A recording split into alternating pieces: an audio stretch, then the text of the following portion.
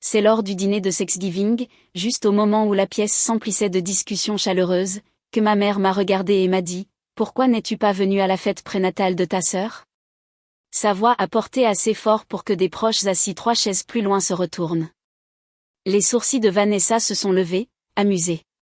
Un silence s'est abattu sur la table, tout le monde attendant que je craque sous le poids de la question. Mais je n'ai pas scié. J'ai posé ma serviette lentement, sentant mon pouls se stabiliser. Il supposait que j'étais restée chez moi par rancune. Il supposait que les invitations manquantes étaient de ma faute. Il supposait trop de choses. La signature racontait une autre histoire. Je m'appelle Clara, et si vous demandiez à n'importe quel membre de ma famille de me décrire, il marquerait probablement une pause parce qu'ils n'ont jamais pris le temps de regarder de près. J'étais l'enfant discrète, celle qui se fondait dans les embrasures de porte tandis que ma sœur aînée, Vanessa, de 3 ans mon aînée, illuminait chaque pièce juste en y entrant. Ma mère, Hélène, n'a jamais voulu tracer de ligne entre nous, mais elle l'a fait, à travers chaque compliment qu'elle donnait. Vanessa avait une ombre qui portait exactement mon nom. Mon père, Étienne, adoucissait les angles quand il le pouvait, mais il passait la majeure partie de sa vie à éviter les feux des projecteurs et les disputes qui les accompagnaient. J'ai grandi en étudiant le silence de la même manière que d'autres enfants étudiaient des instruments. Je pouvais deviner le genre de journée que nous allions avoir rien qu'au son des pas d'Hélène dans l'escalier, ou à la façon dont Vanessa étirait le mot maman quand elle voulait quelque chose. J'ai appris très tôt que l'affection dans notre maison n'était pas partagée, elle était allouée. Pourtant, la vie a sa manière de vous pousser en avant, que vous soyez prête ou non. J'ai 31 ans maintenant, je vis dans un appartement modeste dans le 18e arrondissement de Paris et je suis graphiste indépendante. Mon travail me garde à la maison, ce qui ne me dérange pas, surtout avec ma grossesse. À 6 mois, certains jours sont plus lourds que d'autres, mais je me suis habituée à porter le poids toute seule. Lorsque j'ai annoncé ma nouvelle pour la première fois, la réaction a été polie, agréable, presque administrative. Hélène m'a félicité, puis a immédiatement dévié sur la grossesse de Vanessa comme si c'était l'événement principal et que la mienne n'était qu'un rôle secondaire. Vanessa a souri d'un air suffisant pendant l'appel, une main reposant dramatiquement sur son ventre à peine visible, comme si elle jouait dans une publicité. Étienne a dit qu'il était content pour moi, mais ses yeux se sont tournés vers Hélène, attendant la permission de ressentir la bonne chose.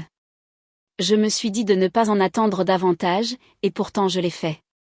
C'est peut-être pour cela que j'ai mis tant de moi-même dans l'organisation de ma fête prénatale. Je voulais qu'elle soit simple, chaleureuse, quelque chose qui ressemble à un accueil dans une famille à laquelle j'avais passé des années à essayer d'appartenir. J'ai conçu de délicates invitations sur du papier cartonné crème, j'ai enveloppé chacune d'un ruban et j'ai moi-même apporté la pile au bureau de poste. J'ai vérifié 3 fois les noms et les adresses, m'assurant qu'aucune enveloppe n'était mal placée. L'employé a tout scanné et m'a assuré que la livraison serait rapide. Pour la première fois depuis longtemps, je me suis permis d'imaginer une pièce remplie de gens qui étaient là pour moi. Une semaine plus tard, quand rien n'apparaissait sur la page de suivi à part le même mot encore et encore signé, je me suis dit que ce devait être un problème technique parce que l'alternative me semblait trop familière. La matinée de ma fête prénatale a été étrangement lumineuse. Le genre de soleil qui vous fait croire que les choses pourraient enfin bien se passer. J'ai passé des heures à me déplacer lentement dans mon appartement, à ajuster les guirlandes lumineuses, à vérifier la table des desserts, à m'assurer que les coussins des chaises étaient assez moelleux. Jeanne est arrivée tôt avec un plateau de muffins, son regard était celui qui essayait d'être joyeux, mais qui portait de l'inquiétude en bordure. Je lui ai dit de ne pas s'en faire. Je me suis dit la même chose. À midi, la pièce sentait la vanille et le nettoyant citronné. La musique était douce, les décorations délicates, rien d'extravagant. Je voulais quelque chose d'intime, quelque chose de réel.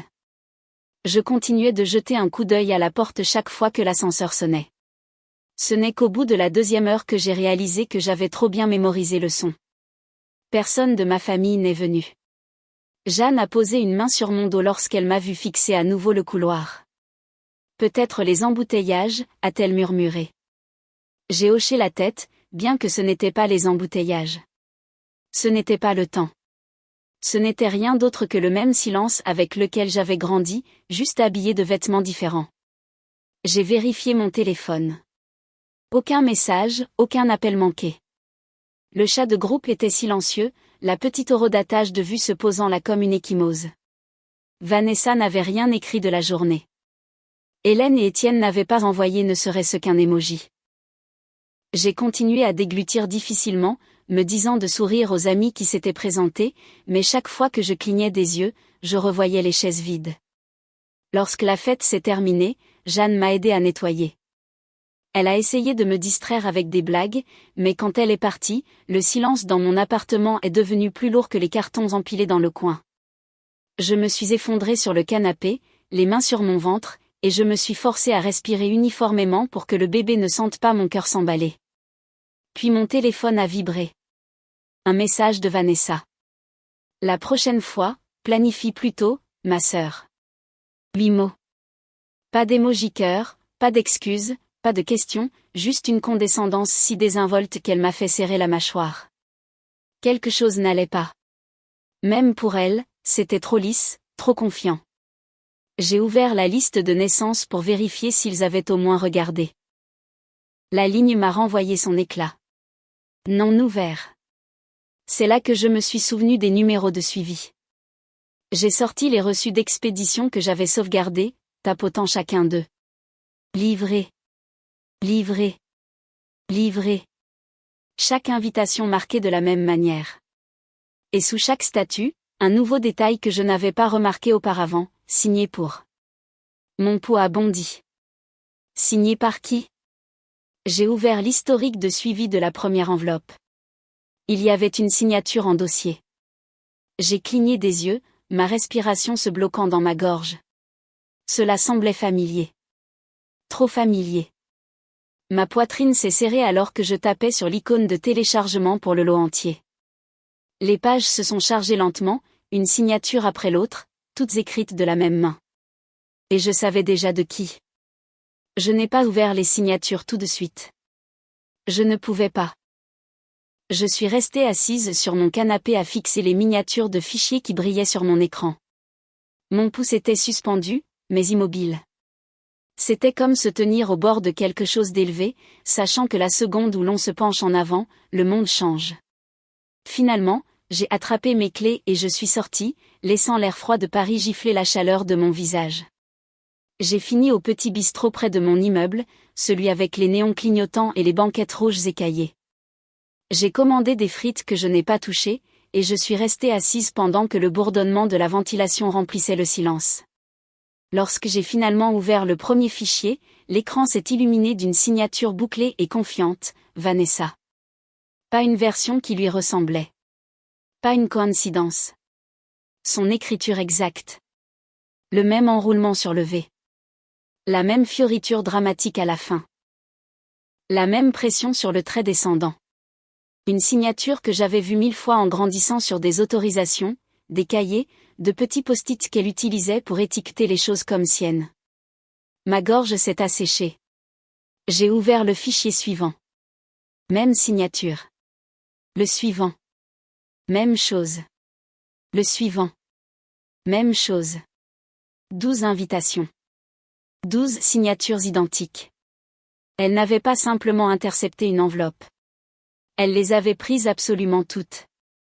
Je me suis adossée à la banquette, la poitrine serrée. Les frites étaient froides maintenant, intactes. Dehors, quelqu'un grattait de la glace sur un pare-brise, le son était strident et inégal. Cela m'a juste assez ancré pour continuer à respirer. J'ai ouvert les journaux de suivi prolongé et j'ai fait défiler les horodatages. Chaque colis a été livré à l'immeuble où vivait Vanessa. Même fenêtre de livraison, même signature, l'un après l'autre, précis, intentionnel, pas une erreur. J'ai fermé les yeux et des flashs du passé ont défilé. Hélène faisant l'éloge de Vanessa pour des choses que j'avais faites, des cadeaux d'anniversaire qui ont dû se perdre, une carte de Noël que j'avais envoyée l'année dernière et que maman n'a jamais reconnue, la fois où j'avais posté une photo encadrée et on m'a dit qu'elle n'était jamais arrivée. Toutes ces petites disparitions que j'avais écartées comme des accidents n'étaient pas des accidents. J'ai ouvert un nouvel onglet et j'ai tout imprimé. Les pages de suivi, les feuilles de signature, les journaux. Ma petite imprimante a gémi bruyamment dans mon appartement silencieux, crachant page après page jusqu'à ce qu'elle crée une pile soignée qui a d'une certaine manière rendu ma colère organisée. J'ai glissé le tout dans un simple dossier. Pas d'étiquette, pas de drame, juste la vérité. Le lendemain matin, je me suis assise à ma table de cuisine avec une tasse de thé que je goûtais à peine et j'ai fixé ce dossier comme si c'était une chose vivante. Je n'étais pas effrayée. Je n'étais pas incertaine. J'étais stable. Pour la première fois depuis des années, Thanksgiving arrivait dans une semaine. Note, en France, la fête de l'Action de grâce n'est pas célébrée, je la remplace par le repas de Noël, le grand rassemblement familial. Cela n'allait pas être une scène. Ce n'était pas une vengeance bruyante et désordonnée comme les gens l'attendent. C'était la clarté. C'était enfin refuser d'être effacé. Et quand le moment viendrait, j'allais être prête. Noël avait toujours la même apparence chez mes parents. Lumière chaude, odeur de dinde rôtie, proche encombrant la longue table en bois. Mais ce soir-là, alors que j'entrais, le dossier glissait sous mon bras, tout semblait plus net, plus clair, comme si chaque son avait été monté et chaque émotion dépouillée de son déguisement. Hélène m'a repéré la première. La voilà, a-t-elle dit, souriant juste assez largement pour que les gens pensent que cela signifiait quelque chose. Vanessa a jeté un coup d'œil depuis son siège, une main reposant théâtralement sur son ventre de 7 mois comme si elle posait pour une caméra. J'ai pris ma place en face d'elle, plaçant le dossier sous ma chaise. Mon pouls est resté stable, ma respiration calme. Le silence, pour une fois, m'appartenait. Le dîner a commencé de la manière habituelle, petite discussion, tintement des couverts, ma mère se vantant du thème de la chambre de bébé de Vanessa, tandis qu'Étienne hochait la tête. J'écoutais comme quelqu'un écoute une histoire familière dont il a dépassé l'âge. Puis c'est arrivé. Alors que la pièce s'installait dans une conversation douce, Hélène s'est tournée vers moi et a dit assez fort pour que l'autre bout de la table entende. « Pourquoi n'es-tu pas venue à la fête prénatale de ta sœur ?» La question a traversé la pièce. Quelques proches se sont arrêtés en plein milieu d'une bouchée. Les lèvres de Vanessa se sont courbées, non pas en un sourire, mais quelque chose de proche. Cette fois, je n'ai pas laissé le silence m'engloutir.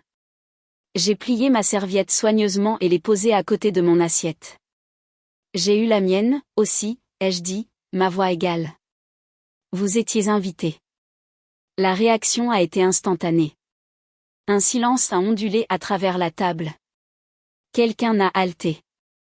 Étienne a cligné des yeux 2 fois comme s'il ne m'avait pas entendu correctement.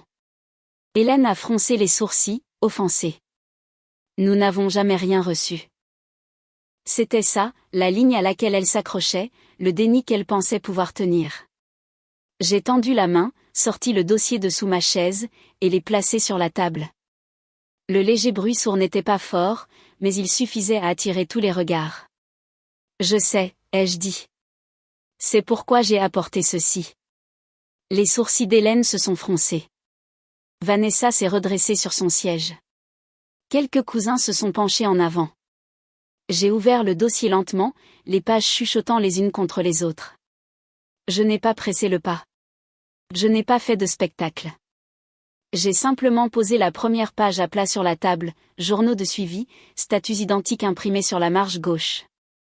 Ceci, ai-je dit calmement, est l'historique de livraison de chaque invitation que j'ai envoyée. Vanessa a ricané. Clara, sérieusement. J'ai levé une main. Regarde juste. Hélène a attrapé le papier, scannant les premières lignes. La confusion sur son visage n'a pas duré longtemps car la vérité était juste là. Livré. Livré. Livré. Tous à l'immeuble où vivait Vanessa. Cela ne prouve rien, a claqué Vanessa, sa voix se resserrant. J'ai ajouté la 2e pile de documents, les confirmations de livraison avec les horodatages et les détails de l'itinéraire d'expédition. Puis j'ai glissé les pages de signature à travers la table comme une dernière carte silencieuse dans un jeu qu'elle pensait gagner. J'ai montré les colis, signés pour. La pièce s'est figée. 12 lignes de signature, 12 boucles identiques, 12 fioritures confiantes et exercées, 12 de Vanessa. Hélène a couvert sa bouche. Étienne s'est penché plus près, louchant comme si la vérité était trop brillante pour être regardée directement. Une tante a murmuré, « Oh mon Dieu, un cousin a échangé un regard avec sa femme. La chaise de Vanessa a égratigné le sol alors qu'elle reculait brusquement. C'est ridicule. N'importe qui aurait pu signer. Ils auraient pu, ai-je dit doucement. Mais ils ne l'ont pas fait. J'ai poussé la feuille du haut vers elle. Chaque signature correspond à « ma sœur ». Le visage de Vanessa s'est vidé de ses couleurs. Tu es en train de tordre les choses. Tu ne sais pas, je sais que tu ne voulais pas que j'aie une fête prénatale qui compte, ai-je répondu, toujours calme. Je sais que tu as intercepté chaque invitation. Je sais que ma famille ne m'a pas ignoré. Ils n'ont simplement jamais eu la chance de se présenter. La mâchoire d'Étienne s'est serrée. Vanessa, a-t-il dit avec prudence. Pourquoi ferais-tu? Papa, arrête, a-t-elle claqué, sa voix montant. Elle rend ça dramatique. Elle fait toujours ça. Elle est jalouse. J'ai secoué la tête. Ce n'est pas de la jalousie. C'est ta signature sur 12 livraisons séparées. Hélène s'est retournée contre Vanessa, sa voix tremblante. As-tu fait ça? Dis-le-moi tout de suite. La respiration de Vanessa est devenue rapide, erratique, ses mains tremblaient. Vous prenez toujours son parti quand elle joue la victime. Elle a eu tout si facile alors que moi. J'ai failli en rire. Facile? Ma voix n'a pas monté, mais quelque chose s'y est aiguisé. Tu veux dire grandir invisible? Tu veux dire chaque accomplissement que j'ai gagné se transformant en une conversation à ton sujet? Tu veux dire organiser une fête prénatale seule et me demander si ma propre famille me détestait à ce point? La pièce a retenu son souffle. Étienne s'est frotté le front. Vanessa, ce n'est pas juste. Hélène fixait toujours les signatures, son visage se fissurant en temps réel. Je n'arrive pas à croire que je n'ai pas su.